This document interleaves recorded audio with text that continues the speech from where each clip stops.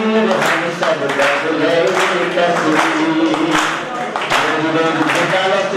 आ चुका है देश, अब हमें नया परिवेश यहाँ चाहिए। असल की कमजोर दूर होनी है जरूरी, तो शासन को अब यहाँ दूर मदारी।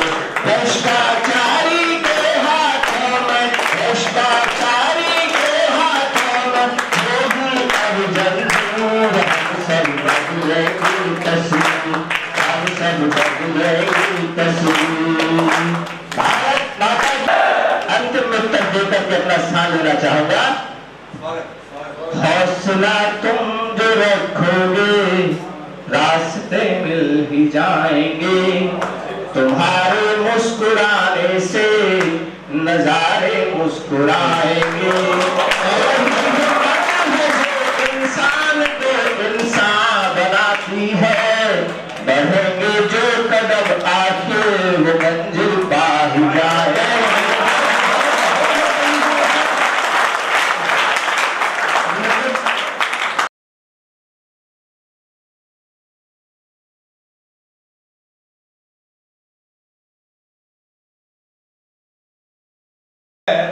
समय भी उनको अक्सर काटता है।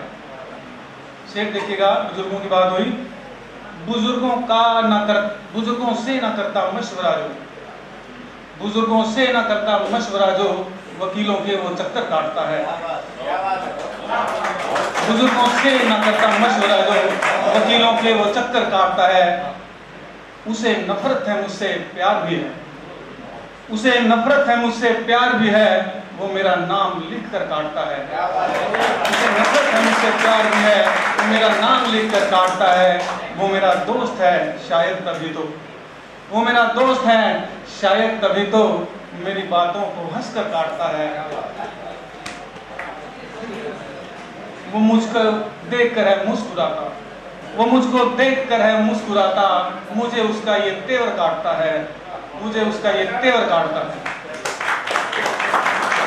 जब पाऊंगा दाम ज्यादा, और अंतिम है कि जिसने सच का साथ दिया है, जिसने सच का साथ दिया है, उस पर है इल्जाम ज्यादा, उस पर है इल्जाम ज्यादा।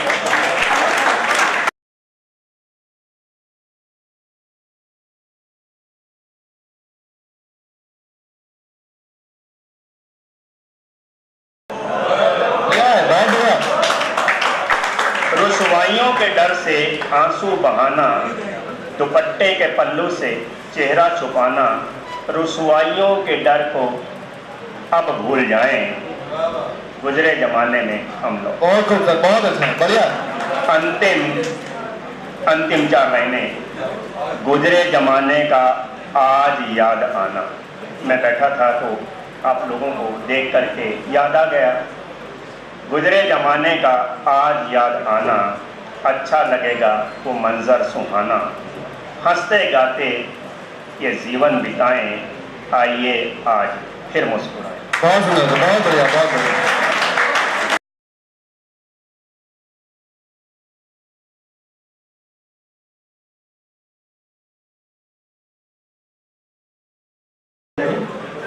दो मिनट के लिए कमर सीधी करें, नेत्र बंद करें,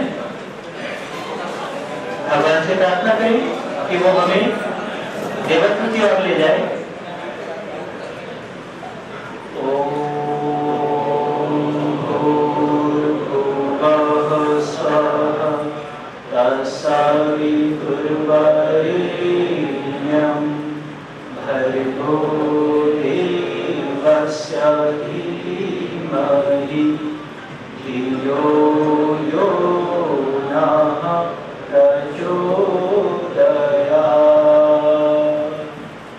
Let us pray to Almighty to illuminate our intellect towards the righteous path, so that we can serve our country in a better way. कविगण, संस्थान के प्रभारी अध्यापकगण एवं मेरे प्रिय छात्र छात्रा भाइयों बहनों,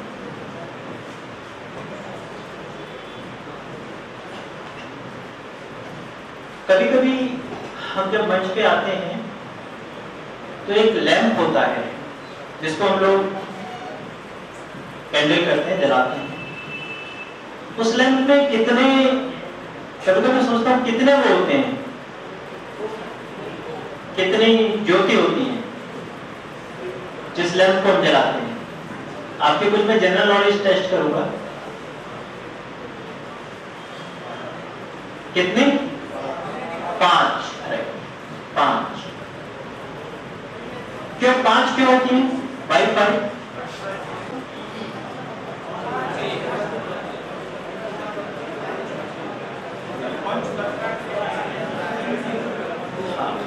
अगर आप ध्यान से सुनना चाहेंगे तो मैं बहुत काम की बात बताऊंगा, आप लोगों के जीवन में बहुत काम आएगी। हमारी जो संस्कृति रही है, हमारा जो आपने सुना है पर्सनालिटी डेवलपमेंट, व्यक्तित्व विकास, प्रतिभा विकास, चरित्र विकास, कौन कौन से 5 हमारे व्यक्तित्व के आयाम हैं, हमारी पर्सनालिटी के डायमेंशन से कोई बता सकता है? नंबर 1 अन्नमय कोश। मित्रों, हमारे यहाँ लोगों के शरीर इतने स्वस्थ रहते थे, अन्नमय कोश शरीर इतने स्वस्थ रहते थे कि 100 साल तक आराम से जीते थे। एक बनारस में एक संत हुए त्रिलंग स्वामी, उनकी उम्र अंग्रेज लोग देख करके हैरान रह जाते थे। 280 साल तक वो जिए और बड़ा स्वस्थ जीवन जिए। लेकिन आज हमारा जो अन्नमय कोश है, हमारा जो फिजिकल सिस्टम है, वो खराब होता जा रहा है। दूसरी चीज प्राणमय कोश। प्राणमय कोश से मतलब है कि आदमी के अंदर इतना साहस, इतना उत्साह, इतनी स्फूर्ति होती थी कि लोग देख करके दंग रह जाते थे। आपने सुना है तात्या टोपे का नाम, रानी लक्ष्मीबाई का नाम। जहां जहां से गुजरते थी ये लोग, अंग्रेज लोगों के पास में तलवारें, तोपें, बंदूकें सब होती थी, लेकिन उनका मुकाबला नहीं कर पाते थे, लोग कांपते थे। क्यों? प्राणमय कोश इतना जबरदस्त था। लेकिन आज हम लोगों का प्राणमय कोश बहुत कमजोर हो गया, हम लोग बहुत कायर, डप्पू होते चले जा रहे हैं। तीसरी चीज, पर्सनालिटी का तीसरा आयाम मनोमय कोश। आपको एक बात पता है कि हमारी जो रिटेनिंग पावर है, जो कंसंट्रेशन है, रिटेनिंग पावर है, जो यादगार है, स्मृति है, किसी में ज्यादा होती है, किसी में कम होती है। ऐसा क्यों? दीजिए उत्तर दीजिए। किसी में ज्यादा होती है, किसी में कम होती है, ऐसा क्यों होता है? एक लड़का, मैं जब इंजीनियरिंग करता था तो मैं सेकंड रहता था और मैं 6 घंटे डेली पढ़ता था, और एक जो फर्स्ट आता था वो 1 घंटा डेली पढ़ता था मात्र, और वो फर्स्ट आता था, मैं सेकंड आता था हमेशा। तो मैं देख के दंग रह जाता था कि ये घंटे में इसकी कैसे। तो कोई उत्तर है इसका आपके पास कि कैसे हमारी जो रिटेनिंग पावर है वो कम या ज्यादा क्यों होती है?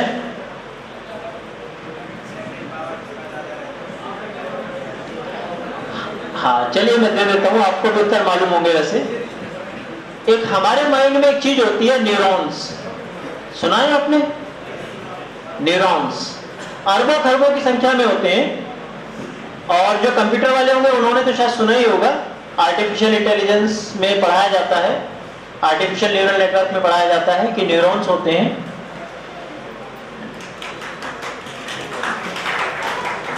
हमारे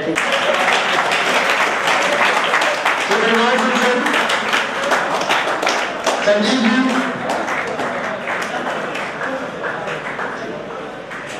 दोस्तों अब कंटिन्यू करते हैं। धन्यवाद।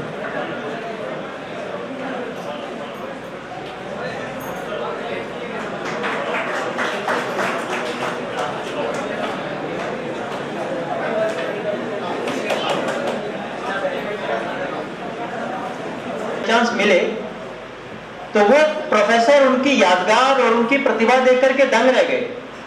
तो उन्होंने एक लेटर लिखा विश्व धर्म संसद।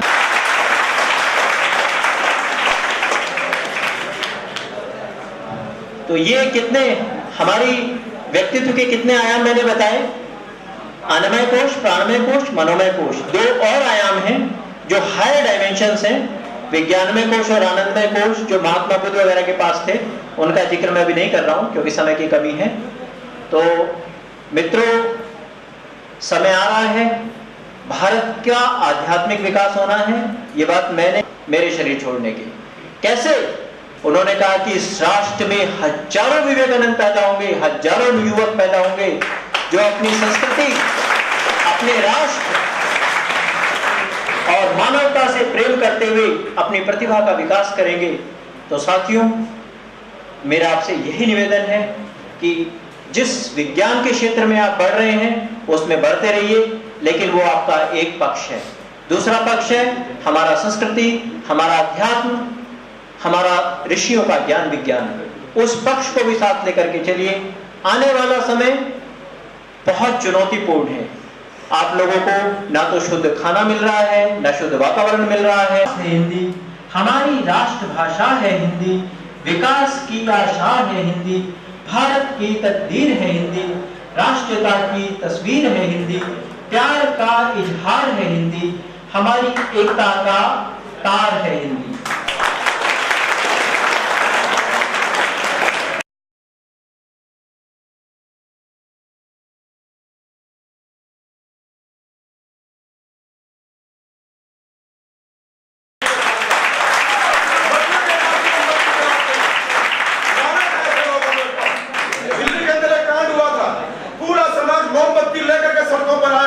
लेकिन मैं पूछना चाहता हूं लोगों से, पढ़े लिखे समाज से, चाहे लेक्चरर, चाहे प्रोफेसर, चाहे पुलिस प्रशासन और चाहे मेरे जैसे वकील लोग हैं, कितने लोग थे जो आज सड़कों पर मां बहन की इज्जत से खिलवाड़ होते उसका विरोध करते हैं। मोमबत्ती लेकर सारा जमाना चलता है, मोमबत्ती से कभी रोशनी नहीं आती। दोस्तों, दावे के साथ कहता हूँ, 1000 लालटेन जगाइए, 1000 बल्ब जगाइए, इस कमरे में अंधेरा अगर आएगा तो दिल के अंदर से निकल करके आएगा। दोस्तों, एक बात आपसे कहना चाहूंगा, इस देश के लिए जिस मिट्टी ने हमें पैदा किया है, जिस परिवार ने पैदा किया है, जिस माँ बाप ने हमें पैदा किया, उसका एहसान मत भूलना। जो जरिया हमारा संसार में आने का बना है वो जरिया मत भूल जाना। माँ बाप ने पैदा किया, इस मिट्टी ने हमें अन्न दिया, जल दिया, पानी दिया। ये मिट्टी है तो हम जिंदा हैं। आज हिंदू, मुस्लिम, सिख, ईसाई, ब्राह्मण, बनिया, जाट, धोबी, तेली, पता नहीं कितनी बिरादरी हो गई। अफसोस होता है मुझे, मैं दावे के साथ कह सकता हूं कि हिंदुस्तान के अंदर अगर आज चंद्रशेखर आजाद कहीं देखते हैं, शहीद भगत सिंह कहीं देखते हैं, उनकी आत्मा निश्चित तौर पर रोती है कि मैंने किस देश को आजाद करवाया था, जहां के लोग इतने बुज़दिल और कायर हैं कि हर बात के लिए बहाना ढूंढते हैं, राजनीति को दोषी देते हैं, नेताओं को दोष देते हैं। नाई की चाय की दुकान पर बैठ करके बड़ी अच्छी गप्पे मारते हैं, बोला यार फलाना लीडर ने तो नाश कर दिया, कति देश का भट्टा बिठा दिया, उस लीडर ने हरियाणा बेच दिया। मैं पूछना चाहता हूं लोगों से, भैया हरियाणा बेचने के लिए अगर आज मैं एक राजनीतिक व्यक्ति हूं, मैं यहाँ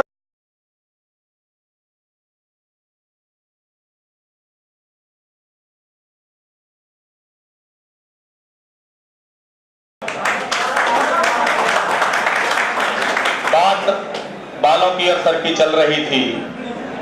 मेरे गुरु मोहन शास्त्री जी यहाँ विराजमान है। मैंने शास्त्री जी से पूछा, शास्त्री जी आपके बाल उड़े हुए हैं, मेरे दादाजी के भी बाल नहीं है, मेरे पापा जी के भी बाल नहीं है, हो सकता है मैं भी उसी प्रक्रिया में शामिल हो जाऊं, तो क्या इससे कुछ समस्या तो नहीं होती? शास्त्री जी बोले, समस्या तो क्या होती है, मैं सुबह जब मुंह धोते पता नहीं चलता कहां तक धोना है।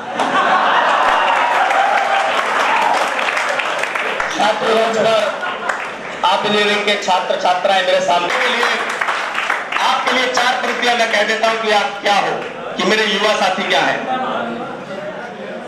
अलख इंसानियत की हम जगाने वाले हैं, अलख इंसानियत की हम जगाने वाले हैं, खुद पी के विष अमृत पिलाने वाले हैं। जज्बा दिल में है, दिल से ही ये महसूस करो, अंधेरों को मिटा दे वो हम उजाले हैं, अंधेरों को मिटा दे वो हम उजाले हैं। अभी संचालक महोदय बात कर रहे थे मेकअप की, तो मेकअप से ही एक छोटी सी कविता मैंने लिखी है, उसी से शुरुआत कर देता हूं। वैसे भी लेडीज फर्स्ट, चिंता ना करें, पुरुषों के बारे में भी सुनाऊंगा थोड़ा सा। एक महिला एक बार बीमार हो जाती है और स्वास्थ्य लाभ के लिए डॉक्टर के पास जाती है तो डॉक्टर उसका वजन मापता है। पहले दिन उसका वजन 65 किलो बैठता है, तो उसका वजन 55 किलो बैठता है। तो डॉक्टर और महिला के बीच का जो संवाद है वो आपके सामने पेश करता हूं। डॉक्टर कहता है 65 से 55 हो गया वजन जी, लगता है बीमारी में आपका बदन जी। 65 से 55 हो गया वजन जी, लगता है बीमारी में आपका बदन जी। 2 ही दिन में 10 किलो कम है, लगता है कोई सीरियस प्रॉब्लम है। महिला कहती है कल डॉक्टर साहब फुर्सत मैंने पाई थी, सारा कुछ लगा लपेट कर आई थी। आज थोड़ा जल्दबाजी में आई हूँ, मेकअप करना मैं भूल आई हूँ। शायद वजन मेरा कम है, क्योंकि आज मेरा बिन मेकअप के तन है, क्योंकि आज मेरा बिन मेकअप के तन है। साथियों, इंजीनियरिंग कॉलेज में इस प्रकार की सांस्कृतिक गतिविधि हो रही है और मैं समझता हूं कि आप रोजाना विभिन्न प्रकार की डायमेंशंस